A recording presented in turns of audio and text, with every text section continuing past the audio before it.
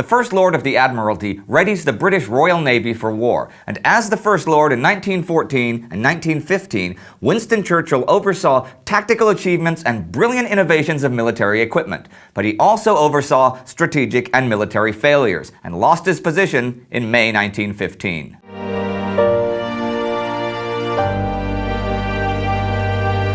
My name is Indy Nidell, and welcome to another episode of Who Did What in World War I. Today's big star is Winston Churchill. On November 30th, 1874, Winston Leonard Spencer Churchill was born in his grandfather's Blenheim Castle in Woodstock. His grandfather, the Duke of Marlborough, had married into nobility. Winston's father, Randolph Churchill, was a member of Parliament and a major player in the Conservative Party. His mother, Jenny Jerome, was actually American. Winston had a younger brother, John, who he remained close to until John's death in 1947. Young Winston studied at the best English boarding schools, finishing at Harrow in 1892. After graduation, he applied unsuccessfully for military service. Twice. But he was accepted at Sandhurst, the Royal Military Academy. Winston had always hated school, but he did like life at the academy and graduated near the head of his class. His father died a year later, likely of a brain tumor. His mother would marry twice more. Now, Winston was admitted into the 4th Hussars Regiment, the only division of cavalry Great Britain had at that time. They were to be transferred to India, but before transfer, Churchill vacationed in Cuba and the USA, publishing several pieces about his travels in the Daily Graphic. After several adventures in India, he went to Africa and took part in the campaign to defeat the Mahdi in the Sudan, taking part in the final battle, well, it was more of a slaughter, at Omdurman, the last real cavalry charge in British history. Churchill resigned from the army in May 1899. He ran unsuccessfully for the House of Commons in 1899, after which he went to South Africa and fought in the Second Boer War. He actually went there as a war correspondent, but fought actively, was captured by the enemy, and escaped to neutral Portuguese Mozambique. His escape made him, for the first time, a national hero. He ran again for Parliament in 1900 and was successful this time, and in March 1901 began to serve as a Conservative MP. A few years later, though, he would defect to the Liberal Party, and when they won the general election, Churchill became Under-Secretary of State for the British colonies. After this, he was President of the Board of Trade, overseeing the first minimum wage law in Britain. In 1910, he became Home Secretary, and in October 1911, became First Lord of the Admiralty. As First Lord, Churchill invested millions to compete with the German naval buildup, making sure there was no doubt that the British fleet was the master of the seas. One of his most important innovations was to modernize the fleet and replace coal with oil.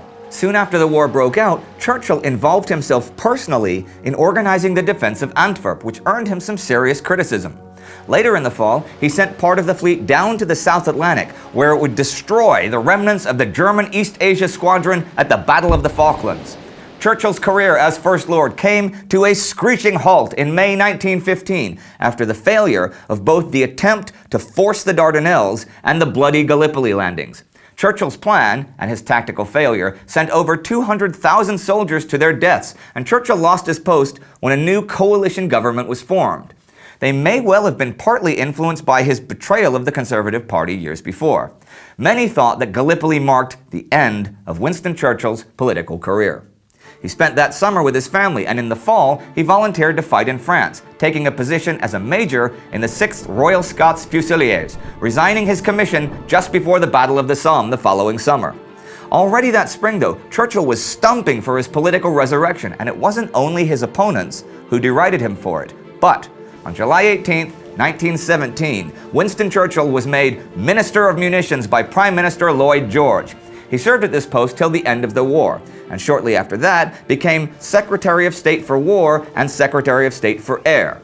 Now, after the war, Churchill wrote several essays and a book processing his war experience. He believed that the Western democracies were responsible for never letting such a catastrophe happen again, and that there was still a risk of such a thing happening.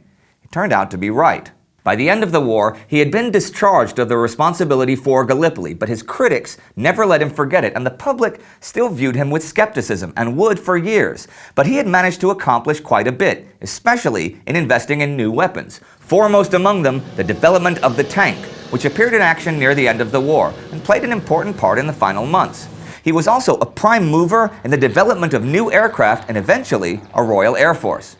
Churchill was, in many respects, larger than life, and already in 1905, people were writing biographies of him. And in spite of his wartime successes, after the war, the Observer wrote that he was a young man whose triumph has yet to come. As we all know, that triumph would come a quarter of a century later with World War II.